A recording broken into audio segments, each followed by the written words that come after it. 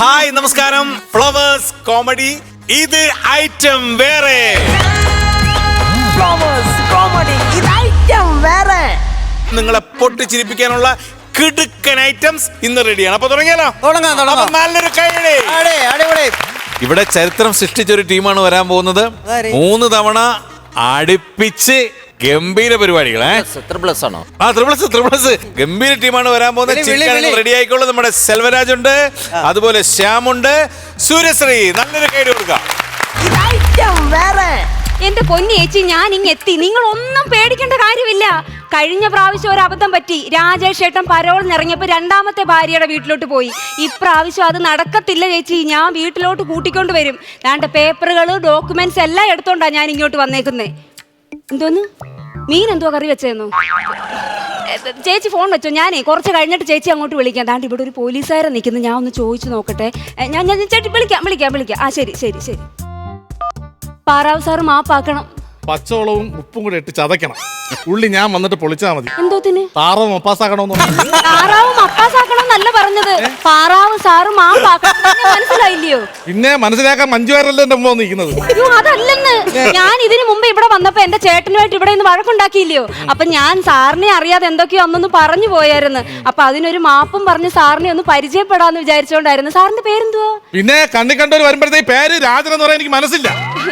സാറിന്റെ സ്ഥലം എവിടെയാ? പിന്നെ കണ്ണിക്കണ്ടവർ വന്ന് എന്റെ സ്ഥലം ചോദിക്കുമ്പോഴത്തേക്ക് സ്ഥലം രാജാക്കാരെന്ന് പറയാൻ എനിക്ക് മനസ്സില്ല. ഇയാളുടെ അടുത്ത് ഒരു കാര്യം ചോദിക്കാൻ പറ്റത്തില്ലല്ലോ ഇത്. അല്ല, കൊച്ചിന്റെ സ്ഥലം എവിടാ? പിന്നെ കണ്ണി കണ്ടവര് വന്ന് എന്റെ സ്ഥലം ചോദിക്കുമ്പോ എന്റെ സ്ഥലം പത്തനാപുരമാന്ന് പറയാൻ എനിക്ക് വലിയ മനസ്സൊന്നും ഇല്ല. നിന്റെ ഈ വെപ്രാളം കണ്ടാ തോന്നി എന്റെ മാപ്പിളയാണ് അകത്ത് കിടക്കുന്നതെന്ന്. നിന്റെ മാപ്പിളയിലകത്ത് കിടക്കുന്ന പിന്നെ കണ്ട് സംസാരിക്കുന്ന എന്തിന്? ഓ അല്ല, ഇവ എങ്ങനെ അകത്തായടേ? എന്റെ പൊന്നു സാറേ, സാർ ഇത് കേക്കണം. എന്റെ അച്ഛനെ ഇങ്ങാർക്ക് കണ്ണിന്റെ ദൃഷ്ടിക്ക് കണ്ടുകൂടെ. എപ്പോഴും രണ്ടുപേരൂടെ വഴക്കാ. ഈ വഴക്ക് മൂത്തിട്ട് ഇങ്ങാര് പോയി നമ്മുടെ സ്റ്റാൻഡിനകത്തുള്ള ബാത്റൂമിൽ എന്റെ അച്ഛന്റെ ഫോൺ നമ്പർ എഴുതി വെച്ച്, എന്നിട്ട് അടിയിൽ ഒരു പേരും കുണ്ടറ ശാന്തയെന്ന്. എന്നിട്ട് പാതിരാത്രി ആയപ്പോ എന്റെ അച്ഛന്റെ ഫോണിൽ ആരാണ്ടെല്ലാം കിടന്നങ്ങ് വിളിക്കുവാ സാറേ. ഇപ്പൊ കിടന്നുകൊണ്ട് എന്റെ അച്ഛൻ രാത്രി ഞെട്ടി ഉണരുവാ. കുണ്ടറ ശാന്ത ഞാനല്ല എന്നുള്ള വർത്തമാനം മാത്രമേ ഇപ്പൊ മുറിന്ന് കേൾക്കുന്നുള്ളൂ. അപ്പൊ അത് കുണ്ടറ ശാന്തയുടെ നമ്പർ അല്ലായിരുന്നില്ലേ? ഞാൻ 3 പ്രാവശ്യം പിടിച്ചിട്ട് കിട്ടിയില്ല. അല്ല, ഞാൻ ചോദിക്കട്ടെ, ഇതിനാണ് അവനെ പിടിച്ച് അകത്താക്കിയത്? ഇതിനല്ല അകത്താക്കിയത്. എന്നെ കല്യാണം കഴിച്ചിട്ട് 10 ദിവസം കഴിഞ്ഞപ്പോ ഇങ്ങാര് പോയി വേറൊരുത്തിയെ കല്യാണം കഴിച്ചു. ഞാൻ നോക്കിയിരിക്കുവോ? ഞാൻ കൊണ്ടുപോയി കേസ് കൊടുത്തു. അതിനാ ഇപ്പൊ ഇങ്ങാര് അകത്ത് കിടക്കുന്നത്. ഇനി പെങ്കൊച്ചെ, ഞാൻ പറഞ്ഞുതരാം. ഈ ഭർത്താക്കന്മാർ എന്തിനാണ് വേറെ പോണേതെന്നറിയാമോ? ഭർത്താക്കന്മാരെ സ്നേഹിച്ച് വശത്താക്കണം. അതാണ് പെണ്ണുങ്ങളെ മിടുക്കെന്ന് പറയുന്നത്. മനസ്സിലായില്ലേ? സ്നേഹിക്കണം. നീ അങ്ങോട്ട് മാറി നിന്നാണ്. എന്തോത്തിന്? ടിപ്പർ തമ്പി പോരും. അതിന് ഞാൻ എന്തിനാ മാറിയിരിക്കുന്നത്? സാർ ലോഡിങ്ങാരോട് പറഞ്ഞാ പോരായോ? ലോഡിങ്ങാരോടന്ന്? ആ ടിപ്പറി കമ്പി വരുമെന്ന് പറഞ്ഞു. ടിപ്പറി കമ്പി എന്നല്ല, ടിപ്പർ തമ്പി പറഞ്ഞു വരുമെന്ന് പറഞ്ഞു. ആര് വരുമെന്ന് പറഞ്ഞാലും ഞാൻ ഇവിടെ തന്നെ നിൽക്കും. എന്റെ രാജേഷേട്ട ഇന്ന് ഇറങ്ങുന്ന ദിവസമായിരുന്നു. അപ്പോളെ കൃഷ്ണഭാഗത്ത് തുടങ്ങിക്കോളൂ. 2ാം പാത ആവുമ്പോഴേക്കും ഞാനങ്ങ് എത്തിക്കോളാം. അല്ല, എന്താ ഇപ്പൊ പറഞ്ഞ ഫോണിൽ കൂടെ? സപ്താഹം ഉണ്ട്. തനിക്കൊരു സർപ്രൈസും ഉണ്ട്. എന്താണ്? നിക്കുന്നു സന്ധ്യ എന്താ ഇവിടെ? രാജേഷ് തിരുമേനിയുടെ ഭാഷയ്ക്ക് എന്താ ഒരു വ്യത്യാസം? മർമ്മ സ്ഥാനത്ത് വാക്കല്ലാതെ അടി കിട്ടി കഴിഞ്ഞാൽ 6 ആയാലും തിരുമേനിയാവും. അതെ, നമ്മുടെ നന്ദിനി പ്രസവിച്ചു. ഞാന് സത്യം പറഞ്ഞു കഴിഞ്ഞാൽ 5 കൊല്ലമായി ഇതിനകത്ത് കിടക്കുന്നു.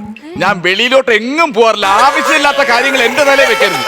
ഞാൻ ബീഡി വലിച്ചിട്ട് ഒരു പുക പോലും ഇതിന്റെ വെളിയിലോട്ട് വിട്ടിട്ടില്ല. ചേട്ടാ, അതല്ല ഞാൻ പറഞ്ഞത്. നമ്മുടെ നന്ദിനി പശു പ്രസവിച്ചെന്ന്.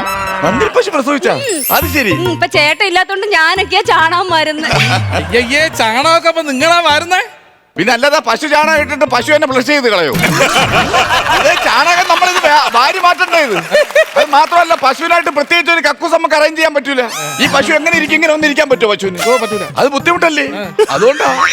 സാറിനറിയോ, എന്റെ ചേട്ടൻ പണ്ടാണെങ്കിൽ ഒരു ഇത്തിരി പോലുള്ള ഒരു കറിവേപ്പിന്റെ തൈ കൊണ്ടുവന്ന് നട്ടായിരുന്നേ. ഇപ്പൊ അത് വളർന്ന് വലിയ മരമായി. പിന്നെ അതിന്ന് കറിവേപ്പില എടുത്തിട്ട് ഇപ്പൊ ഞാൻ കറി വെക്കുന്നത്. ഈ കറിവേപ്പില നിങ്ങളെ വീടിന്റെ മുറ്റത്ത് കറിവേപ്പിലക്ക് ഭയങ്കര ഒരു ചരിത്രമുണ്ട്. എന്താണ് സാറേ? അതായത് പണ്ട് ബ്രിട്ടീഷുകാർ ഇവിടെ ഭരിക്കാൻ വന്നപ്പോഴത്തേക്ക് അവർ ഏലവും കുരുവളവും മാത്രമേ കണ്ടോളൂ. പിന്നെ ഇത് കണ്ടുപിടിച്ചത് ഇറാഖിൽ നിന്ന് അവിടുത്തെ ഗവൺമെന്റിന്റെ ഉദ്യോഗസ്ഥൻ വന്നു.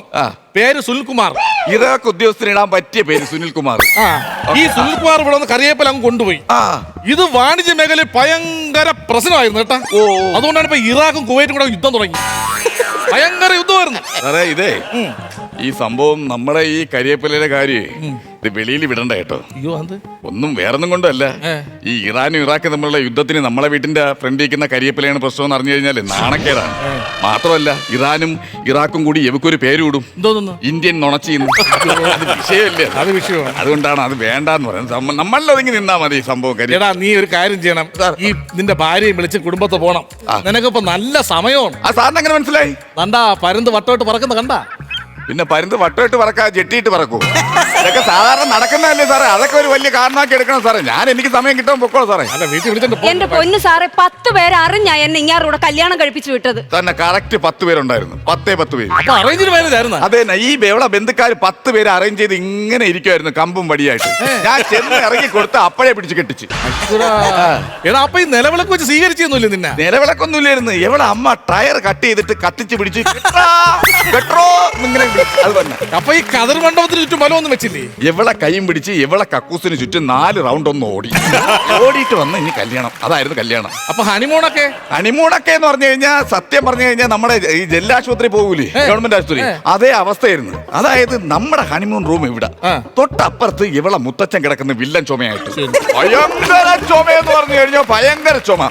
തൊട്ടപ്പുറത്ത് ഇവളെ ഒരു അമ്മുമ്മ, മുത്തശ്ശി ഭയങ്കരമായിട്ട് ഈ മുറുക്കാനിടി എന്ന് പറഞ്ഞു കഴിഞ്ഞാൽ സാധാരണ ഇടിയല്ല, വിയറ്റ്നാം കോളനിയിൽ ഫയലിംഗ് നടക്കൂലേ അതുപോലത്തെ ഇടി.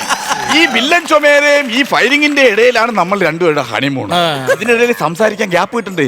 ഇത് നിൽക്കുന്നതിന്റെ ഇടയിൽ ഇടയ്ക്ക് ഒരു ഗ്യാപ്പ് കിട്ടിയപ്പോ ഞാൻ പെട്ടെന്ന് ടെൻഷനുണ്ട്. ആദ്യമായിട്ട് കാണുകയാണെന്ന് ആ സമയത്ത്. അപ്പൊ ചോദിച്ച് പേരെന്താന്നിങ്ങനെ ചോദിച്ചു. അപ്പൊ തിലകന്റെ സൗണ്ടിൽ ഒരു വെളിയുന്നൊരു സംസാരം, എന്തോന്ന് സുകുമാരക്കുറിപ്പാടാന്ന് പറഞ്ഞിട്ട്. എവിടെ അച്ഛൻ ഈ വാതിലിൽ ഇങ്ങനെ പടിയിൽ തലയും വെച്ച് ഇങ്ങനെ കിടക്കുമല്ലായിരുന്ന. അങ്ങനെ എല്ലാം കൊണ്ട് ഹണിമൂണ് കേമായിരുന്നു. സാറേ അതൊന്നും അല്ല കാര്യം. മാറ്. ഞാർക്ക് എന്റെ അച്ഛനെ കണ്ണിന്റെ ദൃഷ്ടിക്ക് കണ്ടുകൂടാ. എന്റെ അച്ഛൻ എന്ന് ഡോക്ടറേറ്റ് എടുത്തോ അതിനുശേഷം ഇങ്ങർക്ക് കുശുമ്പാ സാറേ. ഡോക്ടറേറ്റ് എടുത്ത തന്തേ സാധാരണ ഡോക്ടറേറ്റ് അല്ല ഇത്. ഈ പണ്ടുള്ളവർക്ക് ഈ തീക്കരപ്പൻ എന്ന് പറഞ്ഞൊരു സാധനം വരും. തീക്കരപ്പൻ എന്ന് വെച്ചാൽ ഉള്ളംകാലി ഇങ്ങനെ കരപ്പൻ കയറി ഇങ്ങനെ വരും. ഈ കരപ്പൻ പേടിച്ചിട്ട് ഇങ്ങനെ പനിയായിട്ട് ഇങ്ങനെ വിറച്ച് കിടക്കുന്നു.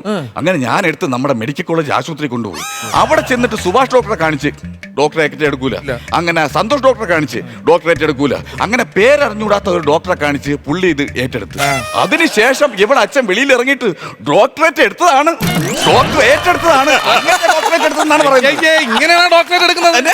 അങ്ങനെ കളിയാക്കൊന്നും വേണ്ട. സാറിന് അറിയാവോ എന്റെ അച്ഛൻ ടിപ്പുവിനെ വരെ വെല്ലു വിളിച്ചിട്ടുള്ള ആളാ. സാറിന് അറിയാവോ? ഞാനിത് അറിഞ്ഞിട്ടില്ലേ? ടിപ്പു വരെ ഇത് അറിഞ്ഞില്ലേ? ഇത് ആ കോട്ടയുടെ പിറകോശത്താണ്ട പോയിന്ന് പിറുവിർത്തിട്ട് വന്നെന്ന്. ഒരാളെ വെല്ലുവിളിക്കാൻ ചെല്ലുമ്പോ ഒന്നീ നമ്മൾ നേരത്തെ എന്ന് പറയണം ഇങ്ങനെ വെല്ലുവിളിക്കുകയാണെന്ന്. അല്ലെങ്കിൽ ഏതെങ്കിലും പടമാടുത്തെങ്കിലും പറയണം. ഇതാ ഒന്നും ചെയ്യാതിരുന്നു കഴിഞ്ഞാൽ. സാറിന്റെ കല്യാണമൊക്കെ കഴിഞ്ഞോ? അയ്യോ ഇനി കല്യാണം കഴിച്ചൂടാ. എന്താ? ഇനി കുര്യാക്കോസിന്റെ അസുഖമുണ്ടേ. അറേ കുര്യാക്കോസിന്റെ അസുഖമുള്ള സാറ് കല്യാണം കഴിക്കാതിരിക്കുന്ന എന്തിനു സാറേ? സാറിന് കല്യാണം കഴിച്ചു സാറേ. ഈ കുര്യാക്കോസിന്റെ അസുഖം ഭയങ്കര അസുഖമാണെന്ന്. എന്ത് അസുഖം? ഈ കാലിൽ ഈ ഞരമ്പിങ്ങനെ പിഴച്ചു വരും. അതാണ് കുര്യാക്കോസിന്റെ അസുഖം. സർവവിജ്ഞാന കോശമേ വെരിക്കോസ്. വെരിക്കോസ് ഇതാണ്. അതാണ് വെരിക്കോസ്. സാറിനപ്പോ ഈ ജോലി എങ്ങനെ കിട്ടി? പബ്ലിക് സർവീസ് കമ്മീഷനെ വെട്ടിച്ചാണ്ട് മേടിച്ചാണ്. അതെന്തൊരു സംസാരം? നീ എന്തിനാ അങ്ങനെ പറഞ്ഞ? അല്ലെങ്കിൽ കുര്യാക്കോസ് ഈ മീറ്ററിൽ ഇവിടെ നടിക്കൂല്ലോ.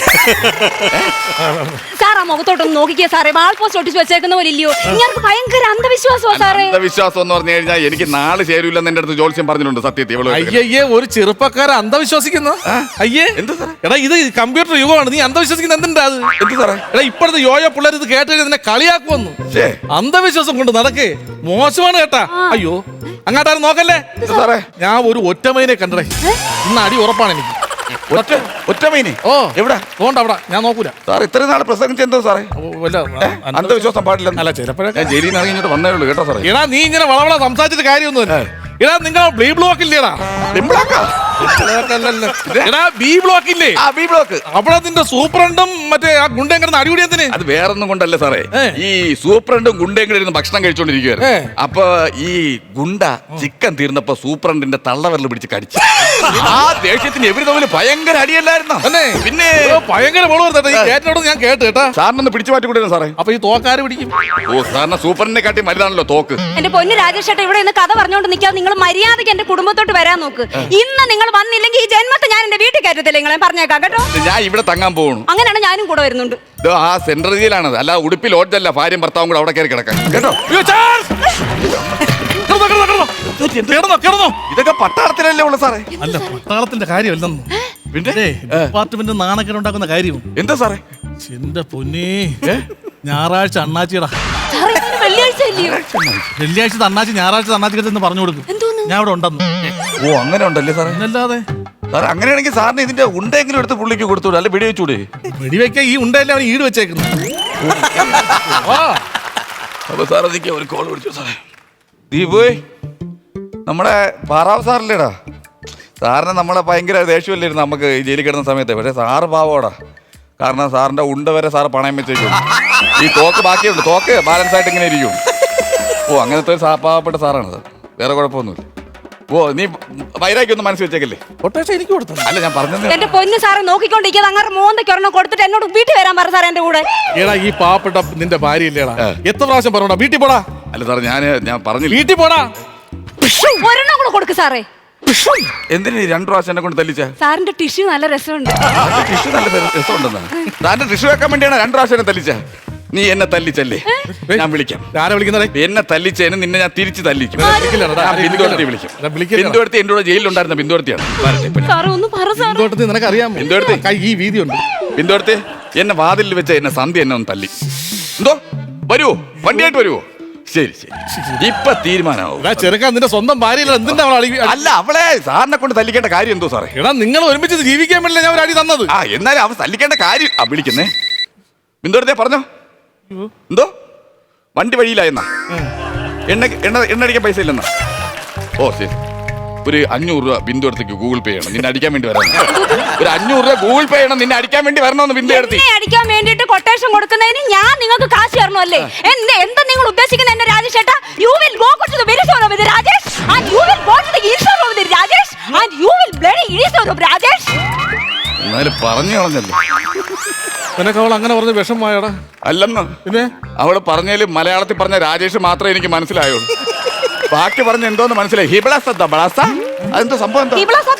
മര്യാദക്ക് എന്റെ കുടുംബത്തോട് വരാനാ ഞാൻ പറഞ്ഞത്. പെങ്കൊച്ചെ നീയുടെ ചാനണ്ടെന്ന് ഞാൻ പറഞ്ഞു മനസ്സിലാക്കാൻ വരുമെന്ന്. സാറേ അങ്ങനെ ഇയാൾ എന്റെ കൂടെ വരുവാണെങ്കിൽ എനിക്ക് 4 കണ്ടീഷൻ ഉണ്ട്.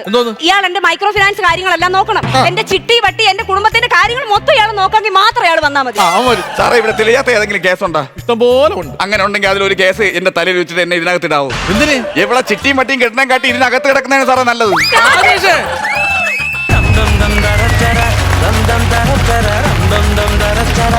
സെൽവൻ, ശ്യാം, സൂര്യശ്രീ, നല്ല സ്കിറ്റായിരുന്നു.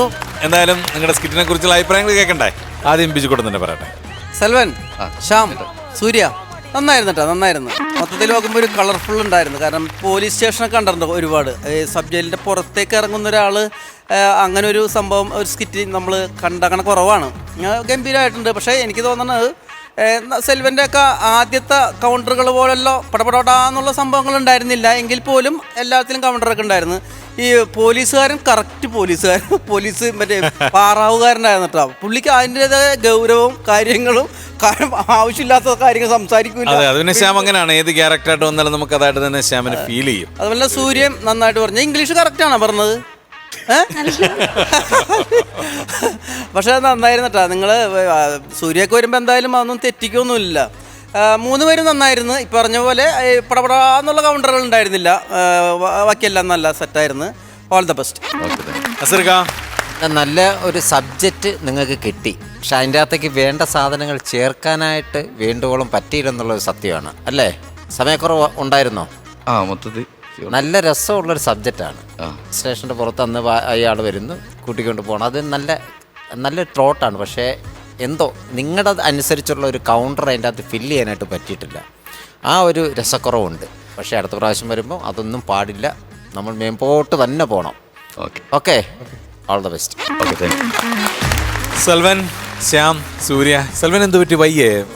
തൊണ്ടയ്ക്ക് എന്തെങ്കിലും കുഴപ്പമുണ്ടോ? ഭയങ്കര ഹാർഡായിരിക്കും പരിപാടി അതിൻ്റെയാ. അപ്പം അതിന്റെ ഒരു ബുദ്ധിമുട്ട് സെൽവന്റെ പെർഫോമൻസിലും ഫീൽ ചെയ്യുന്നുണ്ടായിരുന്നു. ഭയങ്കര സ്ട്രെയിൻ ചെയ്യുന്ന പോലെ. അല്ലെങ്കിൽ സെൽവൻ നിന്നിട്ട് ഇങ്ങനെ ഭയങ്കര അനായാസമായിട്ടൊക്കെ ഡയലോഗ്സ് പറയുന്ന ഒരാളാണ്.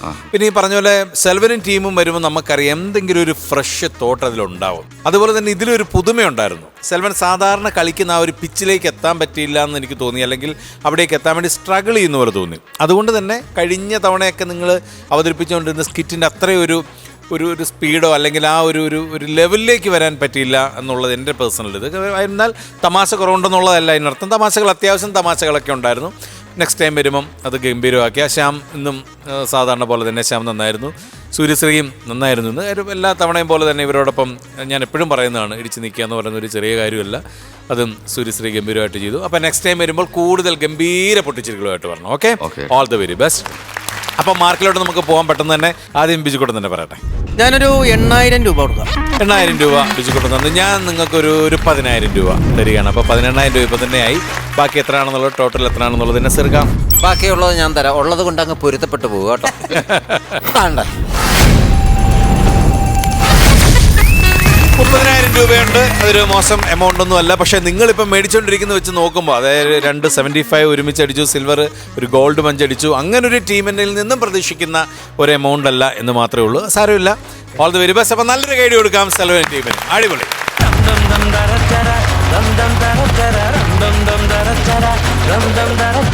നസീർക്ക, അടുത്ത ടീമിനെ വിളിക്കണ്ടേ? വിളിക്കാൻ പറ്റാ. എപ്പോ വന്നാലും ഒരു മിനിമം ഗ്യാരണ്ടി ഉള്ള സ്കിറ്റുകൾ ചെയ്യുന്ന ഒരു നല്ല ടീമാണ് അടുത്തായിട്ട് വരാൻ പോകുന്നത്. ഓക്കെ, അപ്പൊ ചിരിക്കാൻ റെഡി ആയിട്ടിരുന്നുള്ളൂ. നമ്മുടെ മനു കുമാരി, കൊച്ചു പ്രദീപ്, കോവളം പ്രസാദ്. ഇതായിട്ടും വേറെ.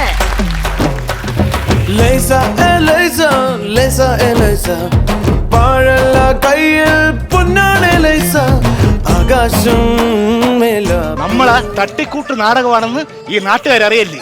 അവരറിഞ്ഞ നമ്മളെല്ലാം തട്ടിക്കളയും. അതുകൊണ്ട് നമ്മൾ പ്രൊഫഷണൽ ആർട്ടിസ്റ്റുകൾ നാടകം കളിക്കുമ്പോൾ തന്നെ അങ്ങ് കളിച്ചാൽ മതി. നീ ഡയലോഗ് എല്ലാം പഠിച്ചിട്ടുണ്ടല്ലേ? ഡയലോഗ് അല്ല, എന്റെ കൈവെള്ളല്ലേ. ഈശ്വരാ, ഒരുത്തരെങ്കിലും ഡയലോഗ് മൊത്തം കാണാപ്പാടം പഠിച്ചല്ലോ. ആര് കാണാപ്പാടം പഠിച്ചെന്ന്? ഇല്ലേ? എന്റെ കൈവെള്ളം എഴുതിയിട്ടുണ്ടോ? എവിടെ കാണാനില്ലല്ലോ. ഓറ് നിന്നപ്പോഴത്തേക്ക് മാഞ്ഞു പോയതാ. പോയി എഴുതിക്കൊണ്ട് പോടാ. പോയി എഴുതിക്കൊണ്ട് പോടാ. Hello check. ഹലോ പ്രിയ കലാശ്രീകളെ, കൊല്ലം കോവളം പ്രസാദം സംഘവും അവതരിപ്പിക്കുന്ന നാടകം ഈ വേദിയിൽ ആരംഭിക്കുകയാണ്. അതിനു മുന്നോടിയായി ഈ നാടകത്തിന്റെ അരങ്ങിലും അണിയറയിലും പ്രവർത്തിച്ചവരെ ഞങ്ങളൊന്ന് പരിചയപ്പെടുത്തട്ടെ. ദൈവത്തെ ഓർത്ത് എന്റെ പേര് പറയും. എനിക്കിനി കൊള്ളാം. നാടകത്തിൽ അങ്ങനെ എന്നെ പരിചയപ്പെടുത്തട്ടെ. പൊന്നളിയാ, ഇനി പേര് പറഞ്ഞു വീട്ടിലൊന്നും ഇടിക്കോ അവര്. വേണ്ട വേണ്ട. രചന നാരായണൻകുട്ടി വരുന്നുണ്ടോ? ആര്? തിരുമാടി രചന നാരായണൻകുട്ടി. അതല്ല, രചന നാരായണൻകുട്ടി. ഇങ്ങനെ ഞാൻ വിട്ടു പറയണം. കഥ ഭദ്രൻ. സാറിന്റെ കയ്യിൽ നിന്ന് മോട്ടിച്ചത്. അത് നമ്മൾ മാത്രം അറിഞ്ഞാൽ പോരെ, നാട്ടുകാരെ അറിയിക്കണോ? ഓക്കെ. അതെ അതെ, എനിക്കൊരു കാര്യം പറയണം. വേണ്ട, ഞാൻ പറഞ്ഞോട്ടെ. ഒരു കാര്യം ഞാൻ പറഞ്ഞോട്ടെ. പ്രിയ സദസ്, വേദിയിലേക്ക് വരാൻ സാധ്യതയുള്ള എല്ലാ വെളിച്ച സംവിധാനങ്ങളും സ്റ്റേജിന്റെ പുറകിലെ ഇടവഴിയിലേക്ക് തിരിച്ചു വെക്കണമെന്ന് അപേക്ഷിക്കുന്നു. അതെന്തിന്? അല്ലെങ്കിൽ നമ്മൾ ഇരുട്ടത്തോടാൻ നിർത്ത് കൂട്ടിയിടിക്കത്തില്ലേ? ബുദ്ധിമാൻ. ഒരു കാര്യം എനിക്ക് പറയാനുണ്ട്. എന്ത്? ഒരു കാര്യം പറയാനുണ്ട്. പറ. ഇത് എവിടെന്നാടാ പറഞ്ഞത്? പ്രിയമുള്ളവരെ, ഒരു സന്തോഷ വാർത്ത. അന്നെ നമ്മുടെ നാടകം കളിക്കുന്നില്ലേ? അതല്ലെന്ന് ഈ വരുന്ന 2025 ജൂൺ മാസം ആദ്യവാരം മുതൽ LED 4K വാളിന്റെയും ഞങ്ങളുടെ സുരക്ഷയെ മുൻനിർത്തി ബുള്ളറ്റ് പ്രൂഫ് കർട്ടന്റെയും അകമ്പടിയോടുകൂടി ഞങ്ങൾ അവതരിപ്പിക്കുന്ന ഏറ്റവും പുതിയ നാടകം ജീവിതം ഒന്നേ ഉള്ളൂ. അതൊക്കെ ഇവിടെ പറയണ എന്തിനാടാ? നാട്ടുകാർ മനസ്സിലാക്കട്ടെ നമ്മുടെ ഈ വേവലാതി. പ്രിയ കലാശ്രീകളെ, കൊല്ലം കോവളം പ്രസാദ് സംഘവും അവതരിപ്പിക്കുന്ന ഏറ്റവും പുതിയ നാടകം. എന്റെ നിക്കറ് കാണാനല്ലോ. എന്റെ നിക്കറ് കാണാനില്ല. സ്ഫടികം അഥവാ ബബ്ബബ്ബ. പരുമലച്ചരുവിലെ പടിപ്പുര വീട്ടിൽ 18 തെങ്ങു വച്ചു. കണ്ണീർ കൂടത്തിൽ കാരണവർ മോഹത്തിൻ തണ്ണീർ ദേവി വെള്ളമൊഴിച്ചു. പരുമലച്ചരുവിലെ പടിപ്പുര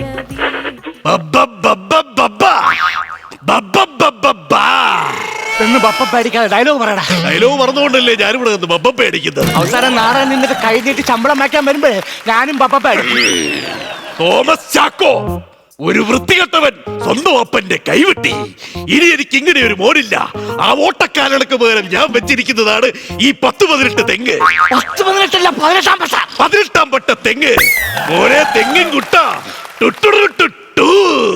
മിസ്റ്റർ തെങ്ങിന്റെ അച്ഛാ.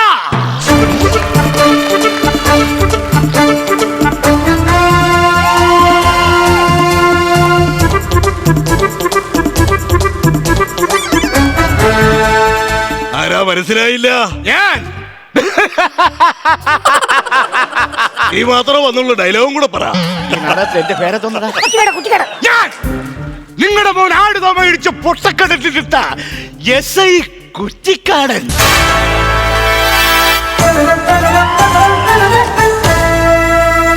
എന്താ ഇപ്പൊ ഇങ്ങോട്ട് വന്നതിന്റെ ഉദ്ദേശം അത് പറ.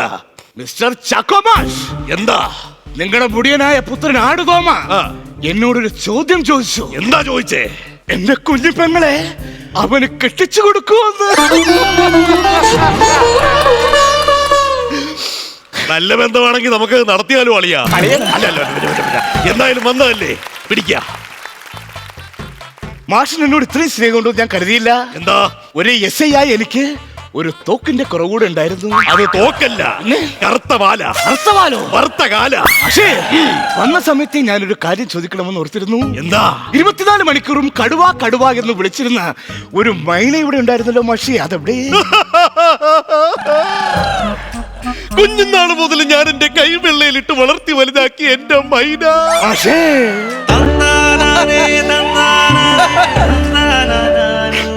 വീട്ടിലൊരു പിച്ചക്കാരൻ വന്നാലും ആരുടെ മുമ്പിൽ വെച്ച് എന്നെ കടുവ കടുവ എന്ന് വിളിച്ച് കളിയാക്കുന്ന എന്റെ മൈന. മാഷേ, ഞാൻ പാലും പഴവും കൊടുത്തു വളർത്തി എന്റെ മൈന ഇന്നില്ല. മാഷേ, എന്നിട്ട് ആ മൈന എവിടെ പോയി മാഷേ? ആ മെനകെട്ട മൈനയാണ് നീ ഇപ്പൊ കടിച്ചു പറിക്കുന്നത്. മൈനേ, മാഷേ, എത്രയെന്ന് പറഞ്ഞാ കടുവ കടുവ എന്നുള്ള വിളി കേൾക്കുന്നത്? എന്തായാലും വന്ന കാര്യം പറയാം. ആദ്യമേ അടിക്കേണ്ട ഒരു പഞ്ച് സംഭവമായിരുന്നു. പറയട്ടെ, വിമാന സമവാക്യത്തിന്റെ സാമാന്യ രൂപം പറ. അല്പസമയം ഇടവേള. അറിയത്തില്ലെങ്കിൽ അറിയത്തില്ലെന്ന് പറയണം. പിന്നെ നിന്റെ നാക്ക് താന്നു പോകത്തിന് എമ്മാതിരി ചോദ്യമാണ് ചോദിക്കുന്നത്. ഇടവേള ഇല്ല. ഇടവേള ഇനിമേൽ വരാതിരിക്കാൻ എമ്മാതിരി ഓണസ്റ്റ് ചോദ്യം ചോദിക്കരുത്.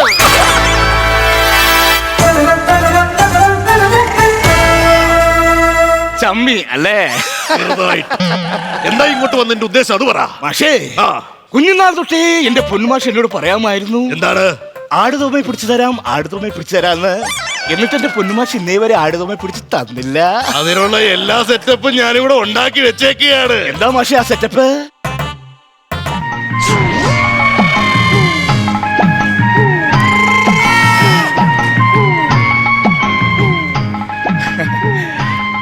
എന്താ മാഷേ ഇത്?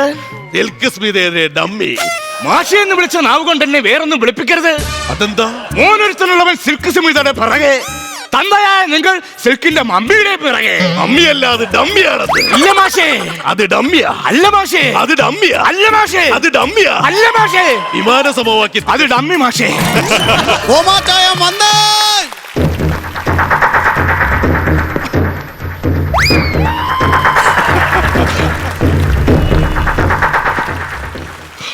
ഞാൻ തോമ, ആടു തോമ, കുട്ടനാടിന്റെ ചന്തയില് ചോര കുടിക്കും.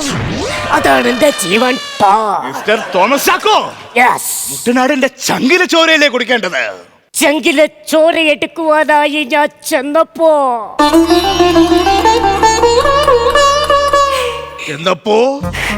ആട് പുറംതിരിഞ്ഞ് നിൽക്കുവായിരുന്നു.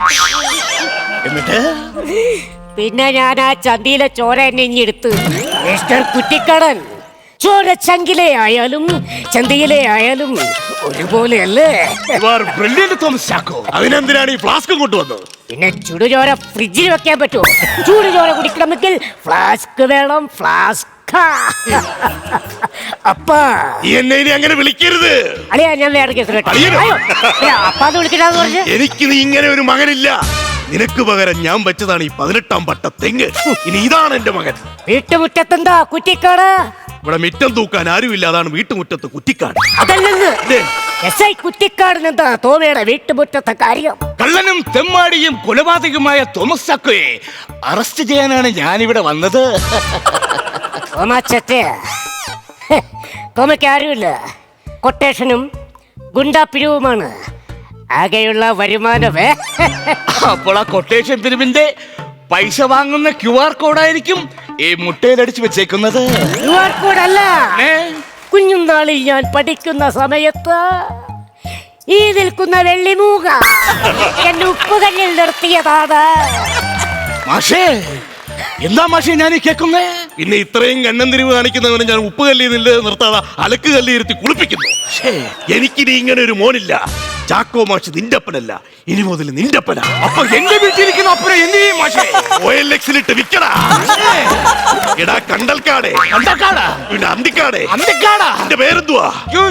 ചമ്പൻ. അതും മറന്ന് കുറ്റിക്കാടൻ. ഇനി മുതൽ നീ കുറ്റിക്കാടനല്ല, പിന്നെ നീ പൂന്തോട്ടം. മാഷേ അപ്പാ എന്നെ അങ്ങനെ വിളിക്കരുതെന്നാണ് ഞാൻ പറഞ്ഞത്. ഈ വക മെനകെട്ട പരിപാടി എന്നോട് കാണിക്കരുത്. ഞാൻ നിന്നോട് എന്ത് കാണിച്ചെന്നാ പറയുന്നേ? അമ്മയും മോളെയും വീട്ടിൽ പറഞ്ഞു വിട്ടിട്ട് എന്റെ ചവിട്ടി തിരുമകാരിയെ ഇവിടെ കൊണ്ടുവന്ന് ഒളിപ്പിച്ചു നിർത്തിയിരിക്കുന്നു. സമ്മതിക്കില്ല. അതേടാ അമ്മിയാ. എമ്മിയല്ല. അതേടാ അമ്മിയാ. എമ്മിയല്ല. അമ്മിയാ. എമ്മിയല്ല. A+B the whole square is equal to. എമ്മി തന്നെ. എന്റെ പൊന്നോ, ഈ പുള്ളിനെ കൊണ്ട്. മാഷേ തോമസ് ചാക്കോയുടെ ആവശ്യപ്രകാരം അമ്മച്ചിയെ വീട്ടിലോട്ട് വിളിച്ചിട്ട് വന്നൂടെ? ഒരിക്കലുമില്ല. അമ്മച്ചിയെ വിളിച്ചു കൊണ്ടുവരണം. ഞാൻ കൊണ്ടുവരില്ല. അമ്മച്ചിയെ വീട്ടിലേക്ക് വിളിച്ചു കൊണ്ടുവരണം. ഞാൻ അവളെ ഇങ്ങോട്ട് വിളിച്ചോണ്ട് വരത്തില്ല. ഒരു ഡമ്മി ഇവിടെ ഇരിക്കണേന്റെ അഹങ്കാരം മൊത്തം ഈ പുള്ളിക്കുണ്ട്. ഒന്ന് താഴെ വീണ് ഉടഞ്ഞു പോയാൽ തീരാവുന്ന കേസുള്ളൂ. എത്രയും പെട്ടെന്ന് ഇവനെ അറസ്റ്റ് ചെയ്ത് കരിക്കൽ തുറങ്കിലടക്കണം. അറസ്റ്റ് ചെയ്യാൻ ചില നിയമവിരുദ്ധങ്ങളൊക്കെ ഉണ്ട് മാഷേ. എന്താണ്? വിലക്ക് കൊണ്ടുവരൂ. ചൂരലിനടിക്കണം. ചൂരലിനടിക്കണമെങ്കിൽ പറഞ്ഞാ പോരായിരുന്നു. മാഷേ മാറ്റിയടി മാറ്റിയടി. എന്നല്ല അങ്ങനെ പറയണ്ടേ? അമ്മ, അയ്യോ, അയ്യോ, അയ്യോ. ഇവനെ കൊണ്ടുപോകണം. ഇവനെ കൊണ്ടുപോകും മാഷേ. എന്നിട്ട് എന്ത് ചെയ്യണം ഞാൻ? ഇവനെ വിലക്ക് വെച്ച് കൊണ്ടുപോകണം. വിലങ്ങ ഒരു തോർത്തേരി കെട്ടി കൊണ്ടുപോയാ പോരെ? ഓർത്തി കെട്ടുകൊണ്ടുപോകാൻ ഇതിന്റെ കൊട്ടത്തേക്ക് വിലങ്ങ് കൊണ്ടുവന്ന പെട്ടിയെടുക്കാൻ മറന്നുപോയി. ഇതൊന്നും പറഞ്ഞിട്ട് കാര്യമില്ല. എത്രയും പെട്ടെന്ന് അവൻ ഇവിടുന്ന് കൊണ്ടുപോയി. ഇല്ല മാഷേ, Thomas Chacko you are under arrest. മാഷേ ഇനി ഈ തോമസ് ചാക്കോ രക്ഷപ്പെടുന്നത് എനിക്കൊന്ന് കാണണം. ഇവനെ എങ്ങനെയെങ്കിലും അറസ്റ്റ് ചെയ്തിട്ട് കൊണ്ടുപോ സാറേ. അപ്പാ, അപ്പാന്ന് വിളിക്കരുത് എന്നെ. മനസാക്ഷിയോടൊന്ന് ചോദിച്ചു നോക്കണം. സ്വന്തം മകനെയാണ് പോലീസിൽ പിടിച്ച് ഏൽപ്പിച്ചത്. പിടിച്ചോണ്ട് പോ സാറേ ഇവനെ. എനിക്ക് ഒരേ ഒരു മകനേ ഉള്ളൂ. ഈ നിൽക്കുന്ന എന്റെ 18-ാം പട്ട തെങ്ങ്.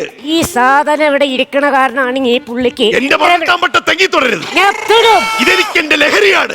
ഇത് ഞാൻ പറിക്കും. പറിക്കരുത്. പറിക്കും. എന്റെ 18-ാം പട്ട പറിക്കരുത്. പറിക്കരുത്. പറിക്കരുത്. എന്നാത്? 18-ാം പട്ട.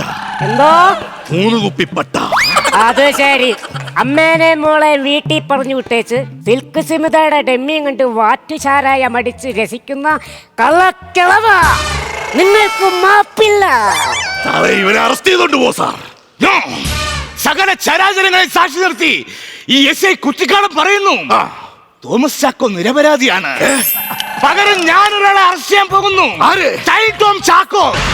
അല്ല, ചാക്കോ മാഷിനെ.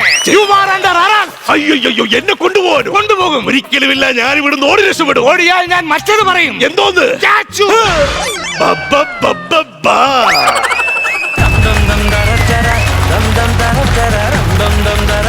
പ്രസാദ്, കൊച്ചുപ്രദീപ്, മനുകുമാരി, നന്നായിരുന്നു. നമ്മൾ ഈ പറഞ്ഞ പോലെ അമ്പലപ്പറമ്പിൽ നമ്മൾ കാണുന്ന ഒരു നാടകത്തിന്റെ ഫീലും കാര്യങ്ങളൊക്കെ വന്നു. ഇനിയിപ്പോൾ നമ്മുടെ ഇന്നത്തെ ഈ സ്കിറ്റിന്റെ കമന്റ്സിലോട്ട് പോവാം. അപ്പോൾ തന്നെ നമ്മുടെ നസീർക്ക പറയും. നാടകത്തിൻ്റെ ഫീലിംഗ് വന്നു. എന്തൊക്കെയോ കുറവുകളുണ്ട്. റിഹേഴ്സൽ ആവശ്യത്തിനുണ്ടായിരുന്നോ? ഉണ്ടായിരുന്നു. റിഹേഴ്സൽ മാത്രമല്ല, സ്ക്രിപ്റ്റിൽ നമുക്ക് എന്തോ കണക്ഷൻ കുറവ് പോലെയൊക്കെ ഫീൽ ചെയ്തു. പിന്നെ നിങ്ങളുടെ ആ എഫേർട്ട്, നിങ്ങളെടുത്ത റിസ്കിനനുസരിച്ചുള്ള ഒരു സാധനം പ്ലേ ചെയ്യാനായിട്ട് സാധിച്ചില്ലെന്നുള്ളതാണ് സത്യം. സാരയില്ല, അടുത്ത പ്രാവശ്യം ഒന്ന് നന്നാക്കി എടുക്കണം. കൂട്ടണം കൗണ്ടറുകൾ. നമ്മൾ ഏതായാലും മെനക്കെടുകയാണ്. അപ്പം നല്ല രീതിയിലൊന്ന് മെനക്കെടുക.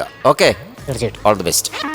പ്രസാദേ, പ്രദീപേ, മനു, ഒരു നാടകം കണ്ട ഒരു പ്രതീതി ഉണ്ടായിരുന്നു കേട്ടോ. എന്തായാലും നിങ്ങളുടെ ഡയലോഗിലും അതിനകത്തൊക്കെ കുറച്ച് തമാശകൾ കുറവായിരുന്നേ ഉള്ളൂ. നല്ല ലെങ്തി ഡയലോഗുകൾ, അതിൻ്റെ ഗ്യാപ്പിന് വരുന്ന മ്യൂസിക്, അതുപോലെ തന്നെ നിങ്ങളുടെ ആക്ഷൻ, നാടകത്തിൻ്റെ ആക്ഷനാണ്. SI ഒക്കെ കറക്റ്റായിട്ടാണ് ചെയ്തത്. വടി കറക്കുന്ന സംഭവങ്ങളും അപ്പുറത്തെ കോർണറിൽ ചെന്ന് നിൽക്കുന്നത് ഇപ്പുറത്ത്, അതെല്ലാം നാടകത്തിൻ്റെ തന്നെ നിങ്ങൾ അച്ചിട്ട് ചെയ്തിര്. മനുവിൻ്റെ മേക്കപ്പ് കറക്റ്റ് നാടകത്തിലെ മേക്കപ്പാണ്. SI ഇതെല്ലാം നല്ല രസമുണ്ടായിരുന്നു കാണാൻ, നാടകം പോലെ തന്നെ ഉണ്ടായിരുന്നു. പക്ഷേ ഈ തമാശ, ക്ലൈമാക്സ്, ഇതെല്ലാം ഒരു ചെറിയ പ്രശ്നമായിരുന്നു. അപ്പോൾ നസീർ പറഞ്ഞ പോലെ അടുത്ത പ്രാവശ്യം പ്രസാദേ, പ്രദീപേ, മനു, പൊളിച്ചടുക്കിയിട്ട് വരണം കേട്ടോ. All the best.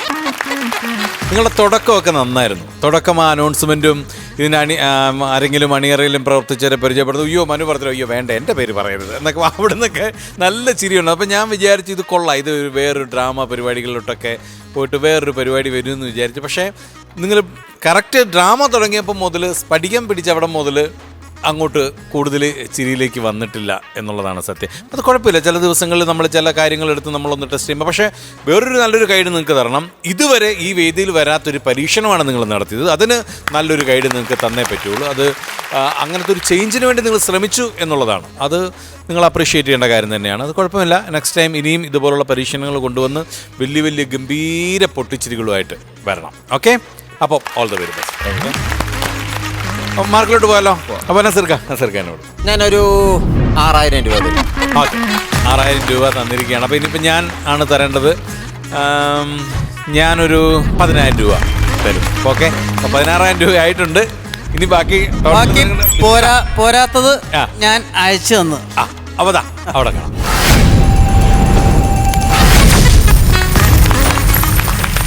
തെറ്റില്ലാത്ത ഒരു നിങ്ങളുടെ ഇന്നത്തെ ഒരു സ്ട്രെയിൻ അനുസരിച്ചുള്ളൊരു ഒരു പ്രതിഫലമല്ല എന്നറിയാം. എങ്കിലും കുഴപ്പമില്ല. നെക്സ്റ്റ് ടൈം ഗംഭീര പൊട്ടിച്ചിരികളുമായിട്ട് വരണം.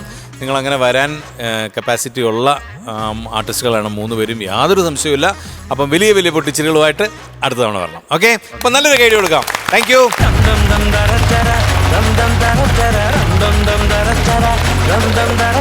അടുത്ത ടീമിനെ വിളിച്ചാലോ? പിന്നെ ഒരുപാട് ഡെക്കറേഷൻ ഒന്നും വേണ്ട, കാര്യം അങ്ങനത്തെ ഒരു ടീമാണ് വരാൻ പോകുന്നത്. നമ്മുടെ റെജി തിരുവല്ല ഉണ്ട്, അതുപോലെ തന്നെ വിഷ്ണു ഉണ്ട്, പ്രജിത്ത്. നല്ല ഗൈഡ് കൊടുക്കാം.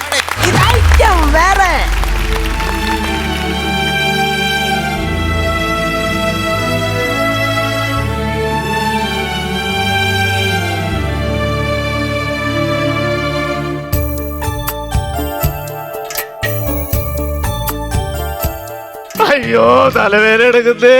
അയ്യോ അയ്യോ, ഞാനിത് ആരോട് പറയോ? എനിക്ക് വയ്യായേ.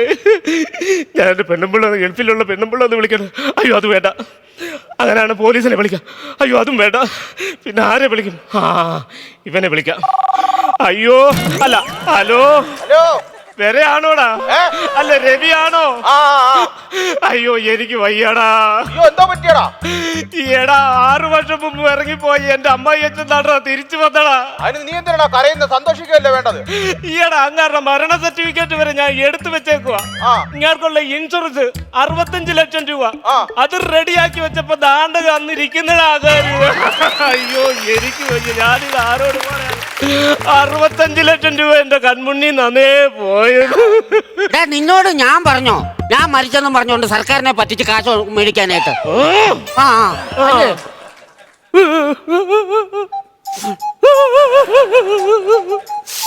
പാവം മരിച്ചിരിക്കണ കണ്ട.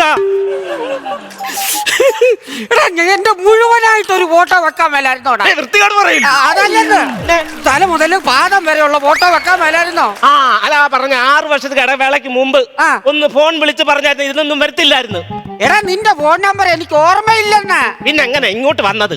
അതൊരു ഊഹം വെച്ച് ഞങ്ങോട്ട് പോന്നു. ഊഹം മരിച്ചവർ ഇയാൾ ആറാട്ടാണ്. ചുമ്മാ ആവശ്യമില്ലാത്ത കാര്യം പറയില്ല. എവിടെ പോന്നു? ഞാനേ ആ രാഘവന്റെ കടയിൽ പോകുന്നു, മുറിക്കേച്ചും പറ്റും വരാം. ആ രാഘവനൊക്കെ മരിച്ചോ? എപ്പോ? രാഘവൻ മരിച്ച അതാണ് അങ്ങാരുടെ കുടുംബം നോക്കി അയാൾ മേളോട്ട് പോയത്. അതുപോലെ ഇവിടെ തൂങ്ങി നിൽക്കാൻ നോക്കണ്ട കേട്ടോ. പിന്നെ ഒരു കാര്യം ഞാൻ പറഞ്ഞേക്കാം, ഇൻഷുറൻസിന്റെ തുക വരുന്നുണ്ട്. അതിന് ഞാനൊരു 5 അങ്ങ് തരും. വെറും 5? ആർക്ക് വേണം നിന്റെ 5? മാക്സിമം ഒരു 10 എനിക്ക് കിട്ടണം. ഇത് 9 ഉള്ളല്ലോ. അത് വിവരത്തില്ല. നീ അതപ്പോ കയറിക്ക് വേണം. എനിക്ക് 10 വേണമെന്ന് പറഞ്ഞാൽ 10 വേണം. ഞാൻ ഒരു കാര്യം പറയാം, 3 ദിവസത്തിനുള്ളിൽ തുക ഇവിടെ വരും. അതുവരെ ദൈവത്തെ ഓർത്ത് ഒന്ന് വിളിക്കിറങ്ങാതിരിക്കാവോ? അപ്പൊ ഈ 3 ദിവസം ഞാൻ വിളിച്ചു വെക്കണമെന്നാണോ നീ പറയുന്നത്? അതല്ലല്ലോ, ഇല്ല ഈ വീടിന് വെളിയിൽ ഇറങ്ങരുതെന്ന്. വീടിന് വെളിയിൽ 10 കിട്ടണോ? വേണം, 10 വേണം. എങ്കിൽ ഞാൻ പറയുന്ന പോലെ ഇവിടെ ഇരുന്നോണം. അയ്യോ ലവനെന്തിനാണ് ഇനി? അളിയ ഒന്നും പറയണ്ട അളിയ. എന്ത് പറ്റി? എടാ രാവിലെ 2 എണ്ണം അടിക്കാന്ന് വെച്ചപ്പോണ്ടല്ലോ, പെണ്ണുങ്ങളെല്ലാം വീട്ടിൽ കയറുന്നത് ഭയങ്കര ബഹളവടാ. അത് പുതിയ ടച്ചിങ്സ് ആണല്ലോ. എന്തുവാ ബഹളവടാ?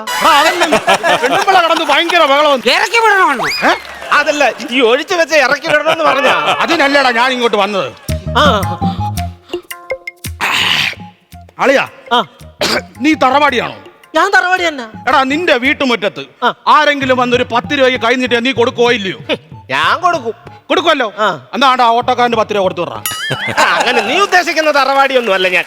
അല്ലേ? അല്ല.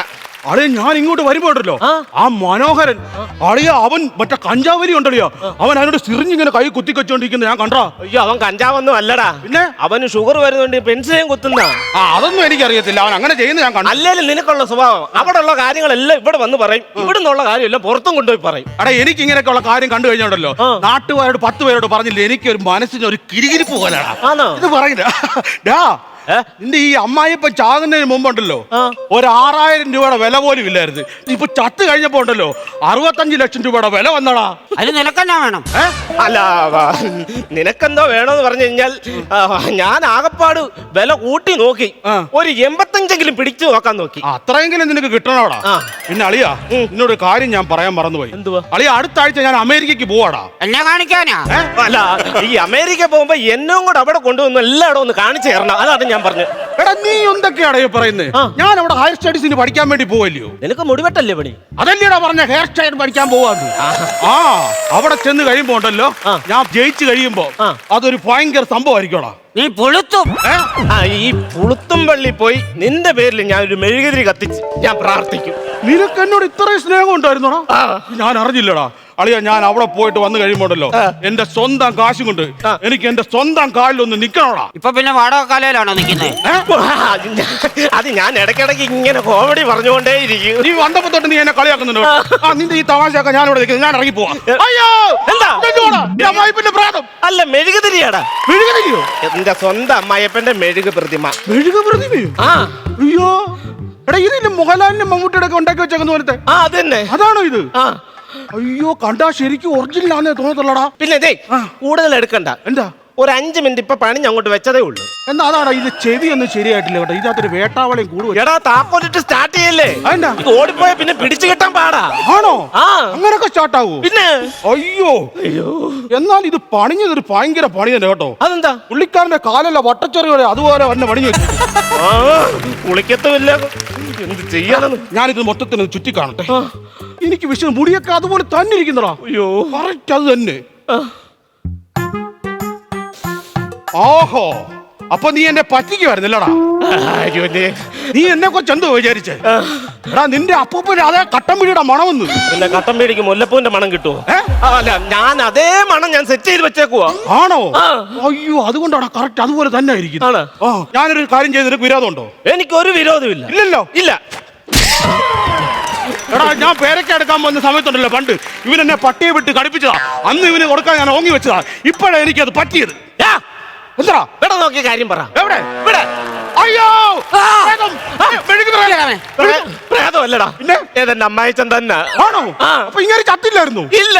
ഇല്ലേ? ഇല്ല. ചത്തില്ലല്ലേ? ഇല്ല. എന്നാ ഞാൻ ജംഗ്ഷൻ വരെ പോയിട്ട് വരട്ടെ. നീ അങ്ങനെ ജംഗ്ഷനിൽ പോയി പറഞ്ഞു ഇത് 10 പേരോട് പറഞ്ഞ് പുറത്തിറക്കാനല്ലയോ? ഞാൻ പോയി പറഞ്ഞു വേടാ. ഇങ്ങനെയൊക്കെ ഉള്ള കാര്യം നാട്ടുകാരോട് ഞാൻ പോയി പറഞ്ഞിട്ട് വരാം. വേണ്ട ഞാൻ വിടത്തില്ല. ഞാൻ പോയിട്ട് വരാം. വിടത്തില്ല. എടാ വിറ അവൻ പോയി 10 പേരോട് പറഞ്ഞിട്ട് വരട്ടെന്ന്. അച്ഛാ അപ്പൊ 65 ലക്ഷം രൂപ പോകത്തില്ലേ? എടാ അത് കിട്ടിയില്ലെങ്കിൽ കിട്ടിയില്ലെന്നല്ലേ ഉള്ളൂ. അച്ഛാ പഞ്ചായത്തിൽ പോയി പറഞ്ഞല്ലേ അച്ഛാ? ഞാനങ്ങ് പറഞ്ഞിട്ടില്ല. അപ്പൊ മുനിസിപ്പാലിറ്റി പറഞ്ഞിട്ടുണ്ട്? അയ്യോ ഞാൻ പറഞ്ഞിട്ടേ ഇല്ല. അപ്പൊ പോലീസ് സ്റ്റേഷനിലായിരിക്കും അച്ഛൻ പറഞ്ഞേക്കുന്നത്. നീ എന്ത് മണ്ടത്തരം പറയുന്നത്? ഞാൻ അങ്ങനെ പൊട്ടത്തരം പറയാൻ ഞാൻ മളയനാണോടാ? ഇല്ലയോ? ഇല്ല. പിന്നെ ഫേസ്ബുക്കിൽ ചെറുതായിട്ടൊരു ലൈവ് ഇട്ടിട്ടുണ്ട്. ഇനി അങ്ങനെ കാലമാണോ? അച്ഛാ വിഷ്ണു പ്രജിത്ത് നന്നായിരുന്നു. അത്യാവശ്യം നല്ല സ്കിറ്റ് തന്നെ ആയിരുന്നു. നമുക്ക് നസീർക്കട എന്ന് തന്നെ തുടങ്ങാം അല്ലേ? നസീർക്ക നല്ലപോലെ ചെയ്തെടുക്കാൻ പറ്റിയ ഒരു സബ്ജക്റ്റ് ആയിരുന്നു. പക്ഷെ എന്തൊക്കെയോ എവിടെയൊക്കെയോ ചെറിയ പോരായ്മകളുണ്ട്. നല്ല സാധനമായിരുന്നു. നിങ്ങൾ ഉള്ളത് വലിയ കുഴപ്പമില്ലാത്ത രീതിയിൽ ചെയ്യുകയും ചെയ്ത് ഉള്ള കൗണ്ടർ അത്യാവശ്യം ചിരിക്കാനുള്ള കൗണ്ടറും ഉണ്ടായിരുന്നു. പക്ഷെ പെട്ടെന്ന് തീർന്ന പോലെ ഒരു തോന്നൽ വന്നു. ടൈം കുറവായിരുന്നു, തീരെ കുറവ് പോലെ തോന്നുന്നു. എന്തായാലും നല്ലതൊക്കെ തന്നിട്ടുള്ള ആൾക്കാരാണ്. നല്ല എപ്പിസോഡുകൾ ഇവിടെ വന്ന് വെടിയും പുകയും പോലെ തന്നിട്ടുള്ളത്. പക്ഷെ ഇത് ചെയ്തെടുക്കാൻ പറ്റുന്ന ഒരു വൃത്തിയുള്ളൊരു സ്കിറ്റായിരുന്നു. അത് സമയക്കുറവ് കൊണ്ടാണോ റിഹേഴ്സലിന്റെ കുറവ് കൊണ്ടാണോ? സ്കിറ്റ് ഒന്ന് ചേഞ്ച് ചെയ്തപ്പോൾ സമയത്തിന്റെ കുറവ് വന്നു, റിഹേഴ്സലിന്റെ കുറവ് വന്നു. ആ സമയം മാത്രമല്ല റിഹേഴ്സൽ ചെയ്യാനുള്ളൊരു സമയക്കുറവാണോ എന്താണെന്നറിയാലോ. നല്ല തമാശയുടെ ക്ഷാമം ഇതിൻ്റെ അകത്ത് ഭയങ്കരമായിട്ട് ഫീൽ ചെയ്യുന്നുണ്ടായിരുന്നു. അപ്പം ഉള്ളത് നിങ്ങൾ അവിടെ ഇവിടെയൊക്കെ ആയിട്ട് ചെയ്തിട്ടുണ്ട്. പിന്നെ ടൈമിങ് വ്യത്യാസങ്ങൾ ഓരോന്നൊക്കെ ഉണ്ട്. നമ്മളിപ്പോൾ ഇങ്ങനെ നിന്നിട്ട് മാറിക്കഴിയുമ്പോൾ ഒരു ഞെട്ടൽ എന്തായാലും വേണമല്ലോ ഈ കൂട്ടുകാരന്. അതൊന്നുമില്ല. പിന്നെ നേരെ നിൽക്കുമ്പോൾ പിന്നെ നേരെ നിന്നിട്ടുള്ള കാര്യങ്ങളാണ് പറയുന്നത്. അങ്ങനെയുള്ള ചില ടെക്നിക്കൽ പരമായിട്ടുള്ള പോരായ്മകളും ഒക്കെ ഉണ്ട്. അപ്പോൾ അതൊന്നും പോരാ. നമുക്ക് നല്ലവണ്ണം ചിരിക്കാനുള്ള സ്കിറ്റുകൾ വേണം ഇവിടെ അവതരിപ്പിക്കാനായിട്ട്. കാര്യം അങ്ങനെ ഉണ്ടെങ്കിലേ ഉള്ളൂ നിങ്ങൾക്കൊരു രസം ഉണ്ടാവുള്ളൂ, കണ്ടിരിക്കുന്ന ഞങ്ങൾക്ക് രസം ഉണ്ടാവുള്ളൂ, ഈ ഓഡിയൻസിന് രസം ഉണ്ടാവുള്ളൂ, നമ്മുടെ പ്രേക്ഷകർക്കും രസം ഉണ്ടാവുള്ളൂ. അപ്പോൾ അടുത്ത പ്രാവശ്യം അതൊക്കെ ശ്രദ്ധിക്കണം. ഈ ചിരി ഒന്നും പോരാ, ഇതിൽ കൂടുതൽ ചിരി വേണം. ഓക്കെ ശ്രദ്ധിക്കുമല്ലോ. സീരിയസ് ആയി തന്നെ എടുക്കണം. All the best. ബിജുക്കുട്ടാ, റജി, നിങ്ങളുടെ നേരത്തെ ഉള്ളൊരു സ്കിറ്റ് കണ്ട് നമ്മൾ പൊട്ടി അട്ടഹസിച്ച് ചിരിച്ചാണ്. കാരണം നിങ്ങൾ വൃദ്ധന്മാരായിട്ടും ഒരു വൃദ്ധയായിട്ടും വന്നിട്ടില്ലേ? അത് നിങ്ങൾ 3 പേരും കട്ടൊക്കെ നിങ്ങൾ അങ്ങ് പൊളിച്ച്. കാരണം അത് ആ ക്യാരക്ടറിൽ നിന്ന് വിട്ടിട്ടുണ്ടായിരുന്നില്ല നിങ്ങൾ. അത് മെയിൻറ്റെയിൻ ചെയ്ത് കളിച്ചത്. അത് വെച്ച് നോക്കുമ്പോൾ അതിൻ്റെ അടുത്ത് കൊണ്ടുവന്ന് വെക്കാനും പോലും പറ്റൂല. കളിയൊക്കെ നല്ലതായിരുന്നു, കൗണ്ടർ കുറവുണ്ട്. പിന്നെ എന്താണ് പറയേണ്ടത്, നിങ്ങൾ നന്നായിട്ട് ചെയ്തു കഴിഞ്ഞാൽ അവിടെ പണം വരും.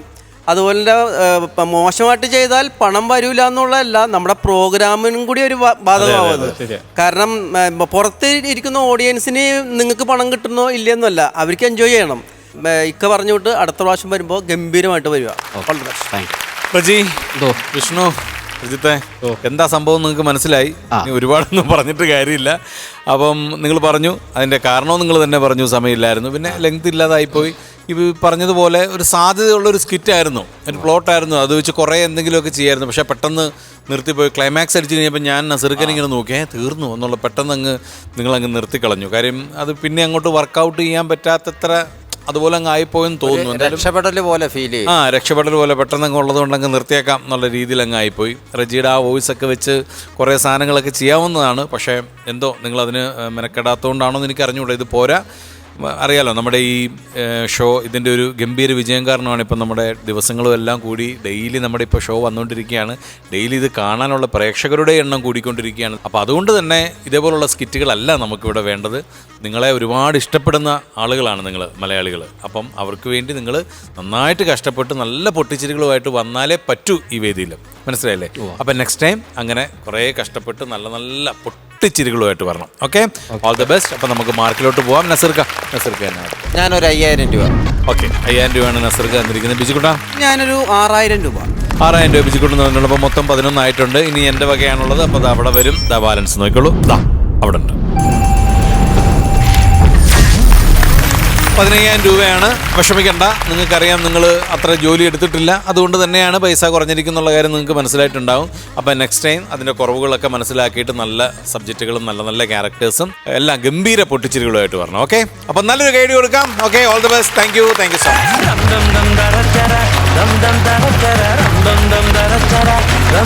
മച്ച്.